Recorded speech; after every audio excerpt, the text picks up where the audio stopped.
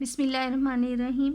अब हम नेक्स्ट का 2017 का पेपर 1 जो पास पेपर है वो सॉल्व कर रहे हैं सैम्पल में। और पहले लेक्चर में हमने क्वेश्चन नंबर 1 से लेकर 15 तक सॉल्व किए हैं। अब हम इसका 16 से स्टार्ट लेते हैं।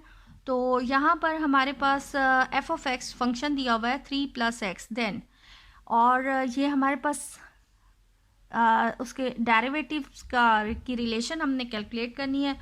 तो एफ ऑफ एक्स हमारे पास जो है वो दिया हुआ है 3 + x, यानी हमने इसका फर्स्ट डेरिवेटिव कैलकुलेट करना है। तो x का ये कांस्टेंट का डेरिवेटिव 0, सो 1 आ जाएगा।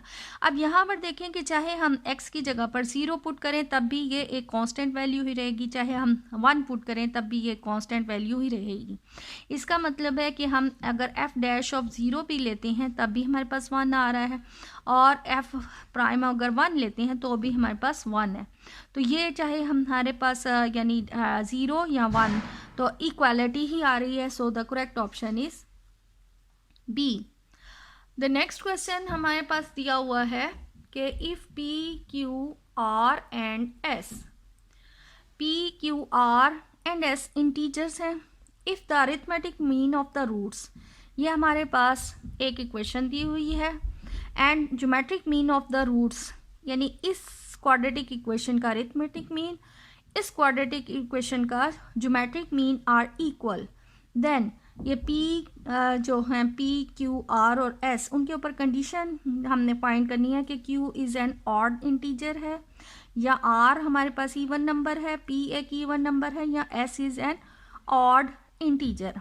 तो जो कि यहाँ पर दिया हुआ है कि ये क्वाड्रेटिक इक्वेशन का मीन और इस क्वाड्रेटिक इक्वेशन का ज्योमेट्रिक मीन, तो वो आपस में इक्वल है। तो हमारे पास जो इक्वेशन दी हुई है x² - px + q is equal 0। तो सम ऑफ रूट्स, लेट्स से इनके रूट्स जो हैं, लेट्स से इनके रूट्स अल्फ़ा एंड बीटा हैं, तो हमें मालूम होता है कि sum of roots that is equal -p। अब इसके जो रूट्स हैं उनका अरिथमेटिक मीन, यानी कि इनका अगर हम अरिथमेटिक मीन निकाल लें तो वो आ जाएगा अल्फ़ा + β/2 इज़ इक्वल -p/2। और दूसरी इक्वेशन हमारे पास है x² + s² इज़ इक्वल 0, और इसका प्रोडक्ट होता है, लेट से इसके जो रूट्स हैं वो alpha dash and beta dash हैं, तो इनके जो रूट्स हैं उनका प्रोडक्ट वो c/a होगा, यानी कि s²। अब इसका ज्योमेट्रिक मीन अगर हम निकाल लें तो ज्योमेट्रिक मीन होता है रूट्स का alpha dash beta square root that is equal s। तो अकॉर्डिंग टू द स्टेटमेंट हमारे पास है कि अरिथमेटिक मीन इज़ इक्वल है ज्योमेट्रिक मीन। अरिथमेटिक मीन हमारे पास कैलकुलेट हुआ है -p/2, सॉरी यहाँ पर ये क्योंकि -b/a होता है तो ये प्लस बनता है, सो p/2 और ज्योमेट्रिक मीन ऐसा आ गया। तो यहाँ से p is equal 2s condition निकलती है। अब देखें जो हमें r और q इस रिलेशन में कैलकुलेट नहीं हुए उनके बारे में तो हम कुछ नहीं कह सकते। जो हमारे पास कंडीशन निकली है वो ये है कि p is equal 2s। s के बारे में दिया हुआ है कि s is an odd number. तो यहाँ से हमारे पास जो एक दिया हुआ है कि s is an odd integer, तो s चाहे ऑड हो या इवन हो कुछ भी हो सकता है, लेकिन यहाँ पर p इज़ इक्वल 2s हमारे पास कंडीशन निकली है। उसका मतलब है कि s चाहे इवन है चाहे ऑड है, p हमेशा एक इवन नंबर है क्योंकि इसके साथ 2 मल्टीप्लाई हो रहा है। यानी आप अगर ऑड नंबर भी निकाल रखते हैं, लेट्स से 5, तो 5 2 ज़ा 10, यानी एक इवन का मल्टीप्लिकेशन 2 के साथ तो इवन ही होगा, लेकिन एक ऑड नंबर का भी मल्टीप्लिकेशन 2 के साथ एक इवन बन जाएगा। तो यहाँ से हमारे पास आ गया कि p is an even number. लाजमी है कि ऐसे कंडीशन में p is an even integer. So the correct option is C.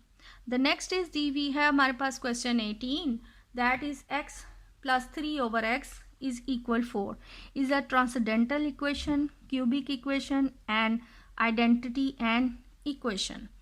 तो ये जो ट्रांसेंडेंटल इक्वेशन लिखा हुआ है, ऐसी इक्वेशन जिसमें हमारे पास exponential of x, sine x या लॉग एक्स इस टाइप के टर्म्स इन्वॉल्व होती हैं, तो उसको हम ट्रांसेंडेंटल इक्वेशन कहते हैं.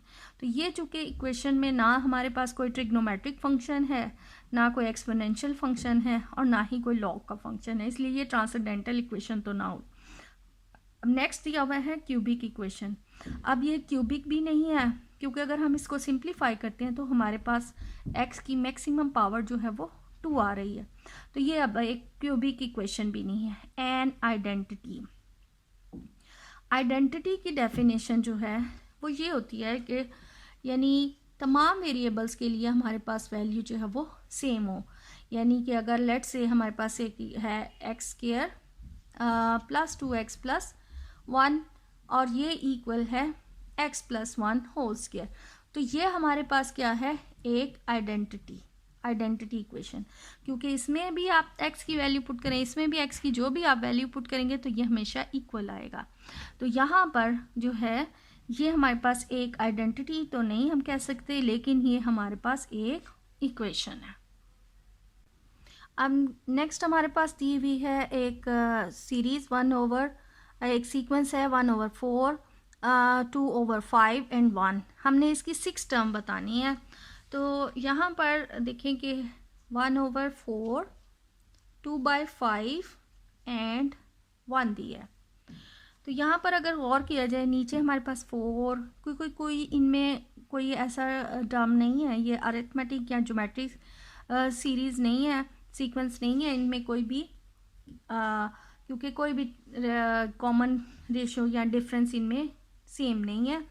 तो अगर गौर किया जाए तो नीचे हमारे पास है 4, 5, फिर ऑब्वियसली यहाँ 6 होगा और ऊपर हमारे पास है 1 एंड 2. यानी अगर हम इसको ऐसे लिख लें 4, 5, तो इसका मतलब है यहाँ पर 1 लिखा हुआ है और यहाँ 1 एंड 2 है. तो इसका मतलब यहाँ 4, 5, तो अगर यह 6 है और ये भी 6, यानी कटिंग होगी 1 ही बन जाएगा. तो यहाँ देखें कि अगर हम यहाँ तो 4, 5 एंड 6 हमने 6 टर्म बतानी है, तो ये 3rd, ये 4th, 5th and 6th. It means कि नीचे इनके नंबर जो है 4, 5, 6, 7, 8 एंड 9 होगा. अब यहाँ देखें कि अगर हम इसको 2 से मल्टीप्लाई करते हैं तो 2 1 ज़ा 2, इसको 3 से करते हैं तो 3 2 ज़ा 6 और 6 को हम आगे फर्दर 4 से मल्टीप्लाई करें, जो नंबर आए उसको हम 5 से करें, जो आएगा उसको हम 6 से करें और इसके बाद इसको हम 7 से करें. ठीक है, तो यहाँ पर 24,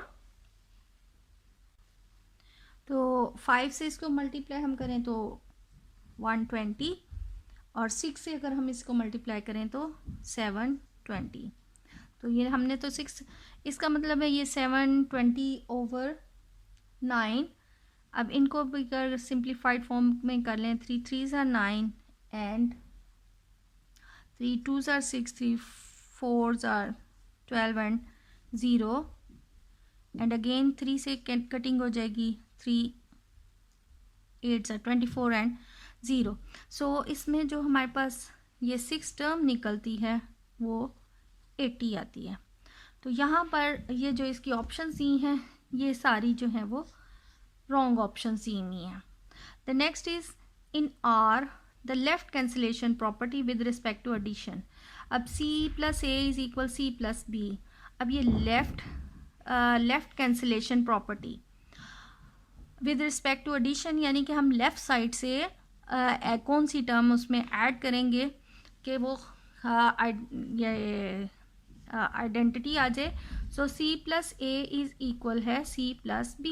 तो लेफ़्ट साइड से ऑब्वियसली हम इसमें -c ऐड कर देंगे दोनों साइड पर, माइनस सी प्लस बी, ये सॉरी सी प्लस बी, तो minus c plus c that will become identity आ जाता है प्लस ए, और यहाँ पर भी ये माइनस सी प्लस सी यानी आइडेंटिटी प्लस बी।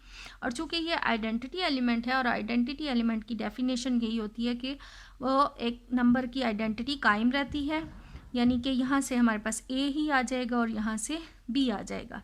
तो ये हमारे पास जो शो हो रहा है ए इज़ इक्वल बी, यानी कि ए है हमारे पास, क्योंकि अगर लेफ़्ट कैंसिलेशन इस साइड से देखते हैं तो ए इज़ इक्वल बी होना चाहिए, जबकि यहाँ दिया हुआ है ए इज़ इक्वल सी, और इसी तरह यहाँ ए इज़ इक्वल बी है और जबकि बी इज़ इक्वल सी दिया हुआ है, और ये पॉसिबिलिटी नहीं है कि A is equal B is equal C हो। अब यहाँ पर नेक्स्ट क्वेश्चन है कि geometric mean between the two number 4 and -81 is. अब एक नंबर हमारे पास 4 है, लेट से a is equal 4 and b हमारे पास जो है वो -81 है। तो ज्योमेट्रिक मीन फाइंड करने का फॉर्मूला हमारे पास होता है square root of A B. तो अगर हम इसको सॉल्व करें तो 4 इंटू -81, तो ये आ जाता है स्क्वायर रूट -324। तो यहाँ पर जो हमें ऑप्शन दी हुई हैं उसमें 324 है और -324, जबकि ज्योमेट्रिक मीन में साथ स्क्वायर रूट भी आता है, इसलिए यहाँ पर ये नन आएगा, क्योंकि इनमें से कोई भी ऐसी ऑप्शन नहीं है जो इसको सेटिस्फाई करती है। The next is the common ratio of a geometric sequence can not be 3, 1, 2 and 0। तो ज्योमेट्रिक सीक्वेंस जो है उसको जनरल फॉर्म में लिखें तो a r square and so on है, like 3, 6 and 12 and so on. अगर हमारे पास ये एक ज्योमेट्रिक प्रोग्रेशन है तो ये जो आर होता है, यानी अगली टर्म को पीछे से हम डिवाइड करें तो 6/3, और इसी तरह ये 12/6, तो सॉल्व करें तो ये हमारे पास 2 आता है। तो कोई भी टर्म जो है ज्योमेट्रिक में कभी भी ज़ीरो नहीं हो सकती, क्योंकि ज़ीरो हमारे पास जो अगर हमारे पास ज़ीरो होगी तो जो है ये यानी जब हम उस नंबर को अगले से डिवाइड करें तो कॉमन रेशियो जो हमारे पास है वो फिर यानी इन्फिनिटी बन जाता है। तो इसलिए यहाँ पर है कि the common ratio of a geometric sequence can not be zero. तो यानी जो आर है वो कभी भी ज़ीरो नहीं होगा, क्योंकि आर जो है वो हमेशा एक नेक्स्ट नंबर से मल्टीप्लाई करने से हमारे पास नेक्स्ट नंबर आता है। तो अगर आर ही हमारे पास आर की वैल्यू ही ज़ीरो आ जाती है तो जो है वो फिर पॉसिबल नहीं है। तो बाकी तमाम नंबर्स हो सकते हैं सिवाय ज़ीरो नंबर के। अब नेक्स्ट हमें दिया हुआ है कि 3 geometric mean between 5 and 0.008 are. 5 और 0.008 के दरमियान हमने 3 ज्योमेट्रिक मीन्स फाइंड करने हैं, यानी 1, G1, G2 and G3 and 0.008 है। अब यहाँ पर अगर गौर करें तो ये A है, ज्योमेट्रिक मीन है ना, सॉरी ज्योमेट्रिक प्रोग्रेशन है, तो ये ए आर है, ए आर स्क्वायर हो गया, ए आर क्यूब है and A R 4, A R 4 है। तो हमारे पास अगर ये देखा जाए तो ए इसमें वैल्यू हमारे पास 5 है, 1, 2, 3, 4, 5, और फिफ्थ टर्म A5 जो है वो हमारे पास 0.008 है। तो ज्योमेट्रिक प्रोग्रेशन में हम nth टर्म फाइंड करने का फॉर्मूला होता है an is equal A R n-1, यानी कि A5 इज इक्वल हमारे पास है A R power 4, so 0.008 equal 5 into R power 4। तो यहाँ से देखा जाए तो 0.008 divided by 5 is equal R4, यानी R4 हमारे पास कैलकुलेट हो जाता है, तो ये हमारे पास डिवाइड होके 0.0016 आ जाता है। तो इसकी पावर 4 लेते हैं तो हमारे पास ये वैल्यू आ रही है r इज इक्वल 0.2। तो हमने इसकी जो ज्योमेट्रिक मीन G1 फाइंड करना है, यानी G1 का मतलब है AR। सो R इज़ 5 और A की वैल्यू 5 एंड R इज़ 0.2। तो 5 2 ज़ा 10 यानी कि हमारे पास 1 आ जाता है। सो G2 AR स्क्वायर यानी 5 इंटू 0.2 स्क्वायर, तो ये हमारे पास बन जाएगा 5 इंटू 0.2 का square, that will be equal आता है 1/5। 1/5 का मतलब है अगेन 0.2 एंड G3 है AR क्यूब यानी 5 इंटू 0.2 का cube.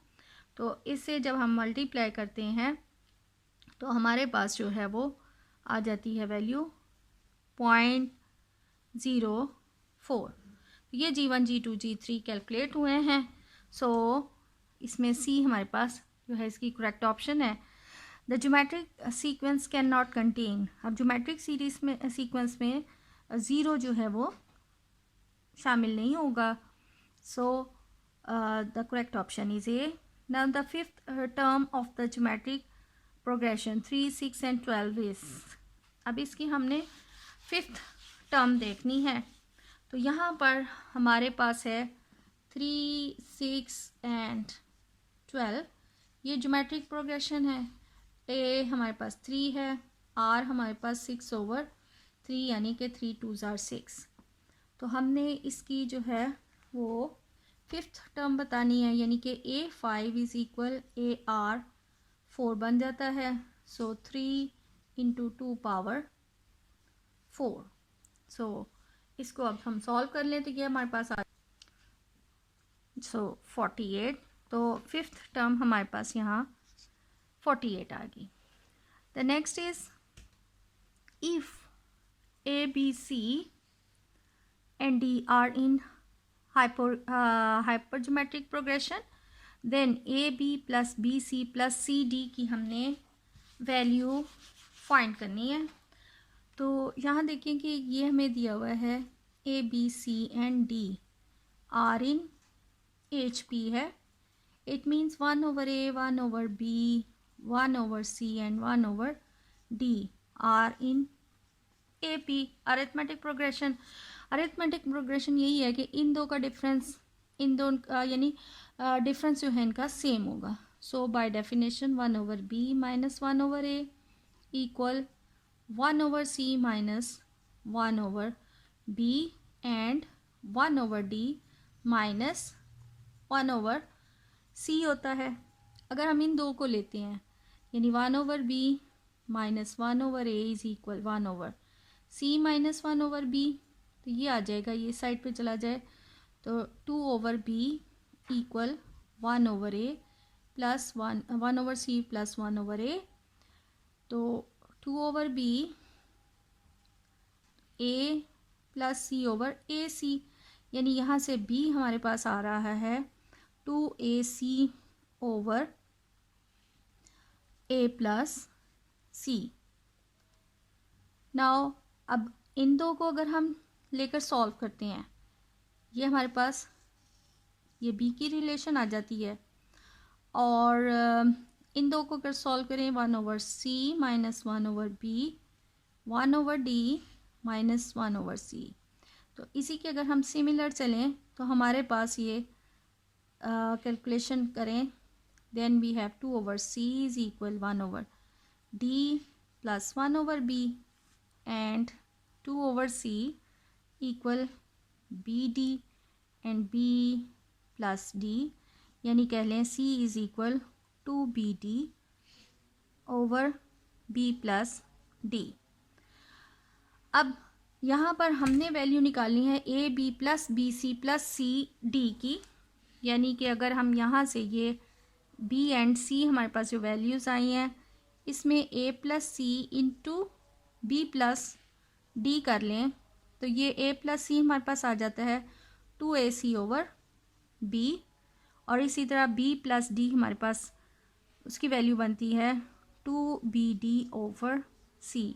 C cancel, B cancel, ये 2 2s are 4AD है। इसको मल्टीप्लाई करें then AB plus BC plus AD plus CD 4AD।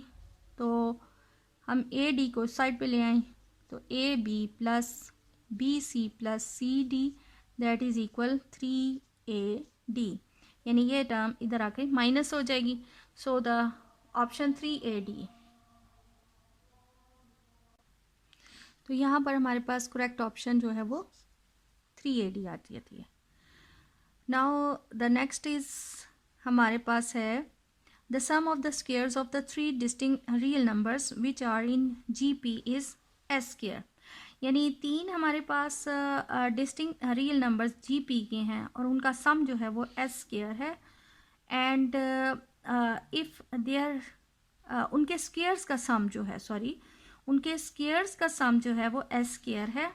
And there some is, और उनका सिंपल सम जो है वो अल्फ़ा S है। देन हमने अल्फ़ा के ऊपर कंडीशन फाइंड करनी है। अब यहाँ पर के लेट हमारे पास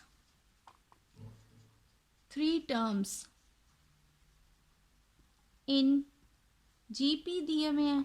3 टर्म्स इन GP हमारे पास लेट से है x r plus X R square.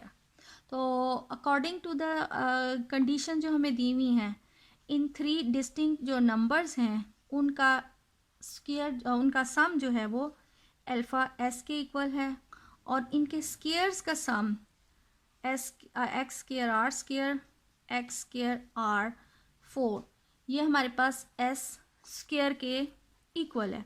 अगर हम इनको डिवाइड कर लें और ऊपर से हम यहाँ से जो है जो हमारे पास दिया हुआ है S स्क्वायर के इक्वल, अगर हम इसका भी स्क्वायर कर लें यानी इनको डिवाइड कर लें, हमारे पास आ जाता है एक्स स्क्वायर प्लस यहाँ पर हम अगर इसको करें x plus X R plus X R square, इसका भी स्क्वायर ले लें is equal alpha square S square और इस टर्म से डिवाइड कर दें यानी X square plus X square are square plus X square are 4 divided by S square cancel हो गया। यहाँ से हमारे पास एक्स स्क्वायर बाहर आएगा, ये भी एक्स स्क्वायर कॉमन आ जाएगा, तो बाकी हमारे पास टर्म रह जाती है 1 plus R square over 1 plus R square plus R 4 is equal alpha square. अब नीचे अगर हम फॉर्मूला लगा दें 1 plus R square over 1 plus R square into 1 minus R plus R square equal alpha square है। ये टर्म एक हमारे पास कैंसिल हो गई, तो हमारे पास आ जाता है 1 प्लस आर स्क्वायर, इससे मल्टीप्लाई कर लें alpha square 1 minus R plus R square. अगर हम इन्हें अरेंज करें then we have 1 minus alpha square are square के इक्वल है plus 1 plus alpha square R plus 1 minus alpha square is equal 0। और ये हमें दिया हुआ है कि R इज़ रियल है, इसका मतलब है इसका discriminant B square minus 4AC is greater than equal to 0 होगा। सो इसका अगर हम डिस्क्रिमिनेंट सॉल्व करें then 1 plus alpha square minus 4A into C greater than equal to 0 है। तो लेट अगर हम अल्फ़ा स्क्वायर को लेट से t पुट कर लें तो हमारे पास आ जाता है 1 plus T square minus 4 into 1 minus T square का स्क्वायर। तो स्क्वायर खोल दें देन वी हैव 1 प्लस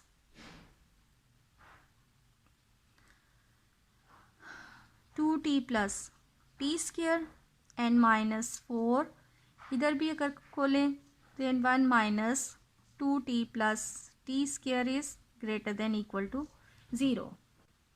तो इसकी हम सिंप्लीफिकेशन करें, then we have minus 3t² plus 10t-3 less greater than equal to 0। Minus से अगर हम मल्टीप्लाई करेंगे तो ये इनइक्वालिटी हमारे पास चेंज हो जाएगी। So 3t² minus 10t+3 less equal 0 आ जाएगा। इसके हम रूट्स फाइंड करें, then 3 minus T into 3t-1 is equal less equal to 0। यहाँ से हमारे पास रिलेशन बन जाती है कि 3 is less equal to 3 and 3t-1 is less equal to 0। So 3t less equal to 1 यानी t is less equal to 1/3। यानी final form में हमारे पास t जो है वो less equal to 3 and t is greater than equal to 1/3 आ रहा है। अब t हमने पुट किया हुआ था अल्फ़ा स्क्वायर को। सो अब ये हमारे पास इसका सॉल्यूशन बनता है। So the correct option is a. अब यहाँ पर हमारे पास नेक्स्ट दिया हुआ है कि एक AP है, एक GP है और HP है, हैव द सेम फर्स्ट। तीनों में हमारे पास फर्स्ट और लास्ट टर्म जो है वो सेम है एंड सेम ऑड नंबर्स। यानी जितने हमारे AP में ऑड नंबर हैं उतने ही, यानी जितनी टर्म्स उसमें भी ऑड नंबर ऑफ टर्म्स हैं, इसमें भी ऑड नंबर ऑफ टर्म्स हैं और इसमें भी। यानी कि तो हमने जो है वो चेक करना है and the same odd numbers of the terms. The middle term of their series are in, यानी जो मिडल टर्म है वो AP में होगी, GP में होगी या HP में होगी। तो यानी कि लेट के फर्स्ट टर्म हमारे पास है, फर्स्ट टर्म जो है वो A है एंड जो लास्ट टर्म है वो B है और सब में number of terms odd numbers ही हैं, तीनों में सेम नंबर ऑफ टर्म्स हैं। तो number of terms let's say कि वो ऑड नंबर हैं, सो 2n+1 आ गया। अब चूंकि वो ऑड नंबर्स हैं तो मिडल टर्म निकल आएगी, यानी कि मीन इनका फाइंड हो जाएगा। So middle term of AP, जो AP है उसकी मिडल टर्म हमारे पास बनती है a+b/2। इसी तरह मिडल टर्म ऑफ GP की हमारे पास मिडल टर्म जो हो जाएगी उसका मीन जो है वो √AB आ जाएगा और मिडल टर्म HP की हमारे पास आ जाती है 2AB/a+b।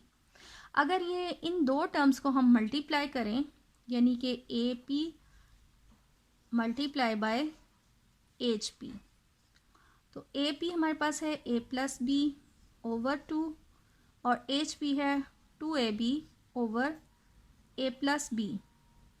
तो ये 2 कैंसिल, ये a+b दैट इज़ इक्वल आ जाता है AB और AB हमारे पास है GP का स्क्वायर। इसका मतलब है यानी ये जो तीन टर्म जो है the 3 terms are in GP। दस हमारे पास यानी कि AP बनता है और फिर GP इनका मीन बन रहा है एंड HP। तो इसका मतलब है कि middle term of 3 series are in GP। The next हमारे पास दिया हुआ है कि let SN denote the sum of the first n terms of an AP if, यहाँ पर इसको सामने स्टेटमेंट रख के हमें सॉल्व करना पड़ेगा। तो यहाँ पर हमारे पास है कि SN denote the sum of n terms, यानी SN का फार्मूला होता है n/2 into 2a plus n-1 into d। n terms के सम का formula in AP if S2n, यानी S2n का मतलब है कि 2n टर्म्स का सम इज़ इक्वल 3SN। तो S2n हमारे पास जो है वो S2n यानी n की जगह पर 2n/2 आ जाता है एंड 2a प्लस इधर भी 2n-1 d। अब यहाँ पर हमने ये 3SN और SN की जो है वो रेशो कैलकुलेट करनी है कि वो रेशो इनकी किसके इक्वल है। हमारे पास जो दिया हुआ है condition S2N is equal 3SN के है, यानी कि 2N/2 2A plus 2N-1 into D is equal, SN को हम 3 से मल्टीप्लाई कर लें तो 3N/2 into 2A plus N-1 D. तो ये 2 ख़त्म, N ख़त्म। तो इसको अगर हम सिंप्लीफाई करें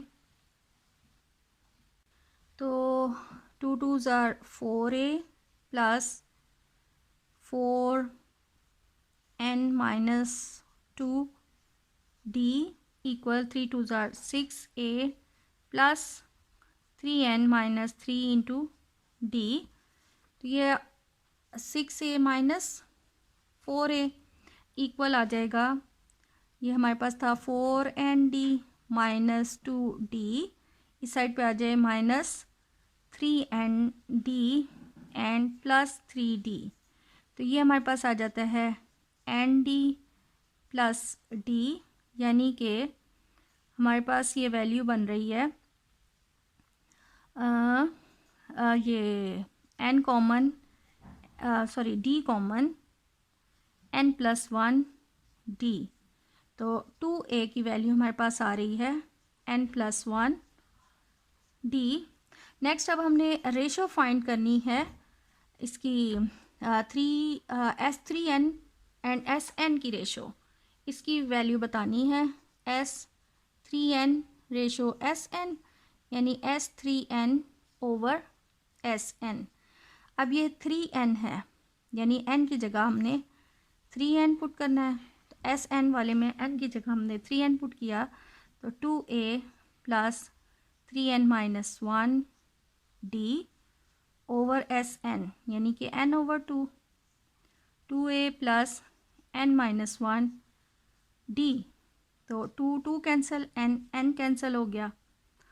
अब यहाँ पर 2A हमारे पास निकला है N+1 D के इक्वल, तो हम इसको पुट कर लें 2A की जगह पर N+1 into D plus 3N-1 into D over N+1 D plus N-1 D। इसकी सिंप्लीफिकेशन करते हैं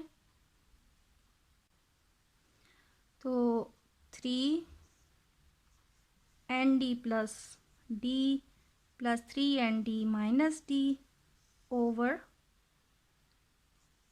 ND plus D plus ND minus D। तो ये D तो कैंसिल हो गया, 3 प्लस 1 4ND ओवर ये 2ND, ND cancel 2 3 2s are 6, so the best option is 6। Next अब है कोसिकेंट माइनस अल्फ़ा। तो ये हमारे पास जब माइनस अल्फ़ा, जब एंगल हमें यानी माइनस अल्फ़ा दिया हो तो इट मीन्स कि एंगल हमारे पास जो है वो इस डायरेक्शन में है, यानी कि माइनस अल्फ़ा का मतलब है जो एंगल की डायरेक्शन है वो क्लॉकवाइज है। और क्लॉकवाइज यानी कि हमारे पास ये जो स्टार्ट हो रहा है ये फोर्थ क्वाड्रेंट से स्टार्ट हो रहा है। फोर्थ क्वाड्रेंट में याद रखें कि हमेशा कॉस और कॉस का जो इन्वर्स है सीकेंट ये पॉजिटिव होता है, ये पॉजिटिव होता है, इसके अलावा बाकी तमाम जो हैं वो नेगेटिव होते हैं। तो जब हमारे पास कॉस माइनस थीटा होता है तो वो कॉस थीटा होता है, इसके अलावा सीकेंट माइनस थीटा भी सीकेंट थीटा होता है।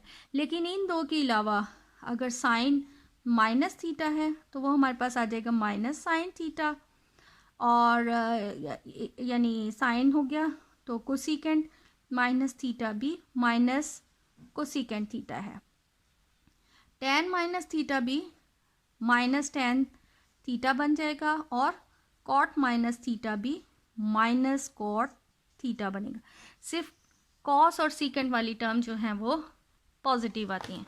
सो यहाँ पर चूँकि कोसिकेंट माइनस अल्फ़ा है तो ये बनेगा हमारे पास minus cosecant alpha. So the correct option is C.